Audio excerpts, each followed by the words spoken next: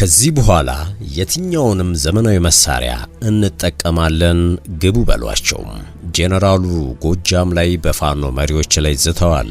የዕለቱ የመረጃ ጥንቅራችን ትኩረት ነው። የአማራ ክልል ምክትል ርዕሰ መስተዳድር ዘመነ ካሴን ማግኘት ጥላውን መያዝ አልተቻለም ብለዋል። ለዚህ የድርድር ሙከራ የሰጡትን ማብራሪያ እንመለከተዋለን። ከዚህ ውጪ ነገሩ ተረጋግጧል።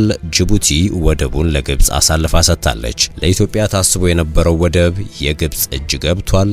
እንመለስበታለን። ከዚህ በተቃራኒው አሰብን ለግብጽ አሳልፈን አልሰጠንም፣ መረጃው ሐሰት ነው ሲሉ ኢሳያስ በቃል አቀባያቸው በኩል ስላወዛ አጋቢው ስምምነት ምላሽ ሰጥተዋል።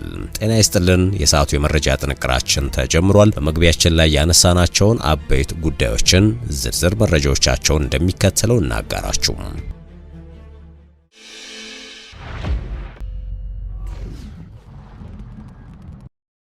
ወደ ቀዳሚ ጉዳያችን እናምራ።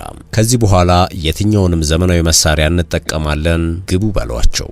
ጄኔራሉ ጎጃም ላይ በፋኖ መሪዎች ላይ ዝተዋል። የመከላከያ ሰራዊት ጄኔራል መኮንኑ አዲሱ መሐመድ በሰሜን ጎጃም ዞን መራዊ ከተማ በተደረገ ስብሰባ ላይ ነው ይህን ሲናገሩ የተደመጡት። በከተማው በተደረገው ስብሰባ የክልሉ ርዕሰ መስተዳድር ዶክተር አብዱ ሁሴንም ተገኝተው ነበረ። ብርጋዴር ጄኔራል አዲሱም ህዝቡ ልጆቹን አሁንም መክሮ ወደ ቤቱ እንዲመልስ እድል እንሰጣለን ሲሉ የተናገሩ ሲሆን ይህ ካልሆነ ግን አሁን ህግ ለማስከበር የትኛውንም አማራጭ እንወስዳለን ሲሉ ተደምጠዋል። ጄኔራሉ ይህንን ሲሉ መንግስት የታጠቃቸው ዘመናዊ የጦር መሳሪያዎች አሉ፣ እያንዳንዱን የፋኖ አባል መግደል የሚችል ቴክኖሎጂ አምጥተናል። እናም ሀገር ለማዳን ስንል ህዝብንም ለማትረፍ ስንል አሁንም አስፈላጊውን እርምጃ እንወስዳለን ብለዋል። ስለሆነም ኑ በሏቸው፣ መንግስት የሰላም እጁን እንደዘረጋ ነው። ይህንን እድል ካልተጠቀሙበት ግን እርምጃ መውሰዳችን እንደተጠበቀ ነው ሲሉ አስጠንቅቀዋል። ጄኔራሉም ሲጀመር እነዚህን ሰዎች አርበኛ ብላችሁ አትጥሩ ያሉ ሲሆን በተለይም ዘመነ ካሴና ጓደኞቹ በአካባቢው ህዝብ ላይ ፈጽመዋል ሲሉ ያቀረቧቸውን ክሶች ዘርዝረዋል። የክልሉ ምክትል ርዕሰ መስተዳድር ዶክተር አብዱ ሁሴን ደግሞ እነዚህ ፋኖ አይደሉም፣ የኛን አስተሳሰብ ካልተቀበልክ በፈላ ውሃም ቢሆን ቀቅለው የሚል በአስተሳሰቡ ጽንፈኛ ነው ያሉ ሲሆን ሞትህ ጽድቅ ነው ብሎ የጠመንጃ አፈሙዝ የሚባርከውም ጽንፈኛ ነው ሲሉ ወንጅለዋል። ዶክተር አብዱ አክለውም እነዚህ ኃይሎችም የፋኖ ታጣቂዎችም ማለታቸው ነው የታሪካዊ ጠላቶቻችን ጂኦስትራቴጂክ ፍላጎትን ለማሳካት የሚሰሩ ናቸው ሲሉም ከሰዋል። የክልሉ ምክትል ርዕሰ መስተዳድር ከሰሞኑ በነበረው በዚህ ህዝባዊ ስብሰባ ላይ ሲናገሩ ዓላማቸው ኢሳያስን 4 ኪሎ ማስገባት ነው።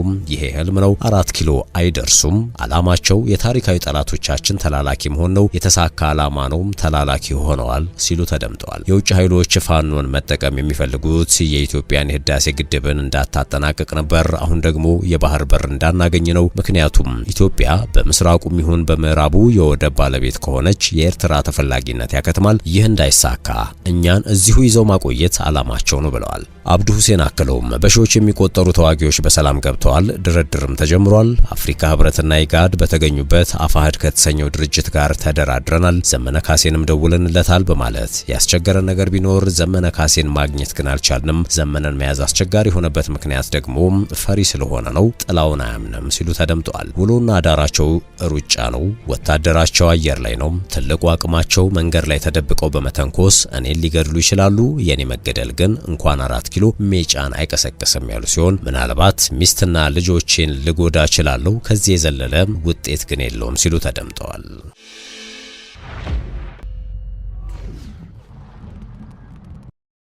ወደ ሌላኛው ጉዳያችን አመራን። ነገሩ ተረጋግጧል።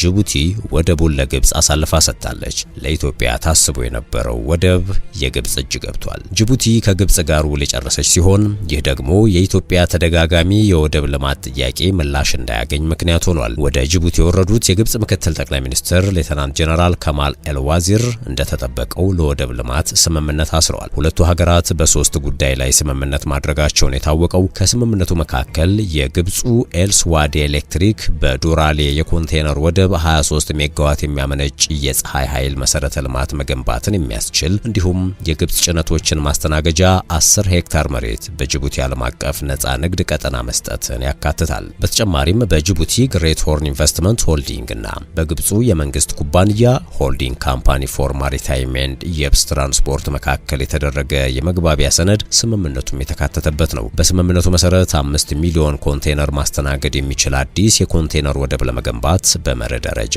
ስምምነት ተደርሷል። የት አካባቢና መቼ ወደቡ ይገነባል የሚለው ግን አልተገለጸም። ኢትዮጵያ በወደብ ልማት ከጅቡቲ ጋር ለመስራት ጠቅላይ ሚኒስትር አብይ አህመድ ወደ ስልጣን ከመጡ ጊዜ አንስቶ ፍላጎቷን ስትገልጽ ብትቆይም የተጨበጠ ነገር አልታየም። በአንጻሩ ሌሎች ሀገራት በጅቡቲ የሎጂስቲክስ መሰረተ ልማት በጋራም ሆነ በተናጠል እንዲሁም ለበርካታ ዓመታት የማስተዳደር ስምምነት ሲያደርጉ እየተስተዋለ ነው። ከዚህ በተቃራኒው ግን ከወደ አስመራ የተሰማው የተለየ ነው። አሰብን ለግብጽ አሳልፈን አልሰጠንም፣ መረጃው ሐሰት ነው ብለዋል ኢሳያስ ስለ አወዛጋቢው ስምምነት በሰጡት ምላሽ። የኤርትራ መንግስት ቃል አቀባይ የማነ ገብረ መስቀልም የኢትዮጵያው ብልጽግና ፓርቲ ኤርትራ ከግብጽ ጋር የወደብ ትብብር ስምምነት ላይ እንደደረሰች በግምት ላይ የተመሰረተ መረጃ አሰራጭቷል በማለት በማህበራዊ ትስስር ገጻቸው ላይ ባሰፈሩት ጽሑፍ ተችተዋል። በኤርትራና በቀይ ባህር አዋሳኝ ሀገራት መካከል እንዲህ አይነት የወደብ ትብብር ካለም በኤርትራ ብሔራዊ ጥቅም ላይ የተመሰረተ እንጂ ሌላ ፖለቲካዊ ዓላማ ያለው ተደርጎ ሊወሰድ አይችልም ነው የሚሉት የማነ። ኤርትራ ጥንታዊ ታሪክ አላት የሚሉት የማነ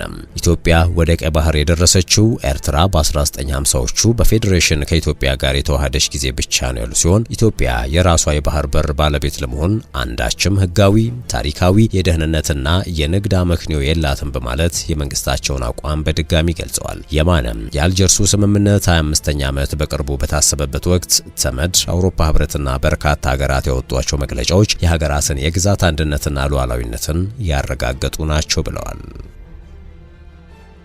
ወደ ሌሎች ጉዳዮች አመራን።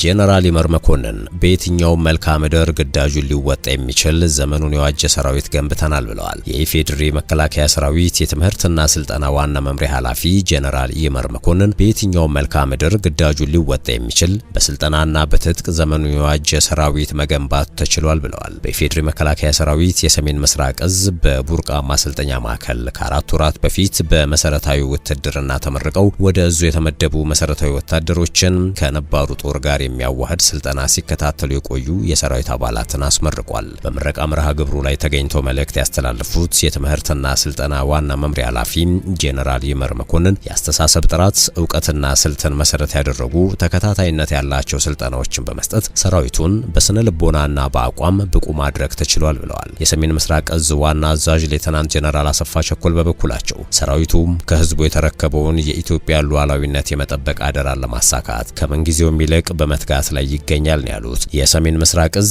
ኢትዮጵያ ከውስጥና ከውጭ ጠላቶች በተከታታይ የተቃጣባትን ጥቃት በድል የመከተ ነው ሲሉም አክለዋል። ወደ ቀጣዩ መረጃችን እንሻገር።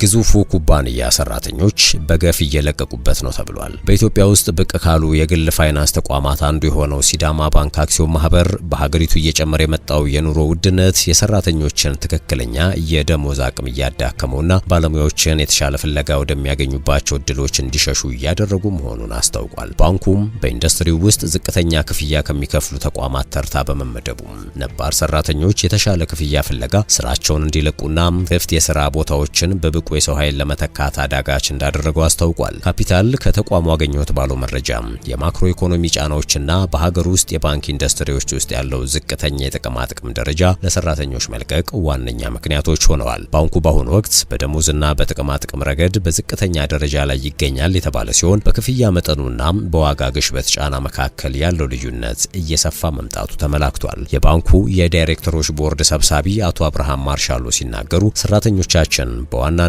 ከጊዜ ወደ ጊዜ እየጨመረ በመጣው የኑሮ ውድነት ምክንያት የተሻለ ክፍያ ፍለጋ ስራቸውን እየለቀቁ ነው ብለዋል።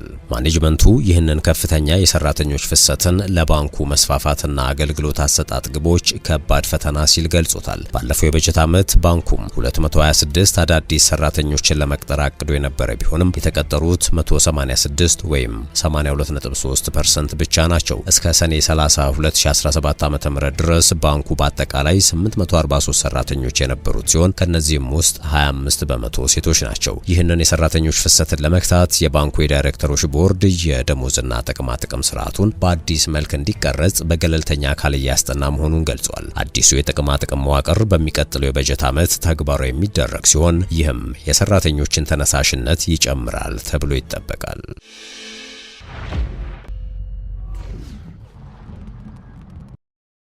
በመጨረሻም የጸጥታው ምክር ቤት እስራኤል ለሶማሌላንድ በሰጠችው እውቅና ላይ አስቸኳይ ስብሰባ ሊያካሂድ ነው። ስብሰባው ለነገ መርሃ ግብር ተይዞለታል ሲሉ በተመድ የእስራኤል አምባሳደር ዳኒ ዳኖን አስታውቀዋል። እስራኤል ባለፈው ሐሙስ ለሶማሌላንድ በይፋ እውቅና የሰጠች ሲሆን ይህም እንደ አውሮፓውያን አቆጣጠር ከ1991 ጀምሮ ከሶማሊያ ተገንጥላ ራሷን በራሷ ለምታስተዳድረው ሶማሌላንድ እውቅና የሰጠች በዓለም የመጀመሪያዋ ሀገር አድርጓታል። የእስራኤል እርምጃ ሰፊ ዓለም አቀፍ ምላሾችን አስከትሏል። ሶማሊያ እውቅናውን በሉዓላዊነቷ ላይ የተፈጸመ ሆን ተብሎ የተደረገ ጥቃት ስትል በጽኑ አውግዛለች። በተጨማሪም እንደ ባህረ ሰላጤው የትብብር ምክር ቤት፣ የእስልምና ትብብር ድርጅት፣ የአፍሪካ ህብረትና የአውሮፓ ህብረት ያሉ ዋና ዋና ቀጠናዊና ዓለም አቀፋዊ ተቋማት በእስራኤል አካሄድ ላይ ያላቸውን ተቃውሞ መግለጻቸው ይታወቃል። የተከበራችሁ የሸገር ታይምስ ቤተሰቦች ለአሁኑ ያዝነው የመረጃ ጥንቅራችን አበቃም። በያላችሁበት ሰናይ ጊዜ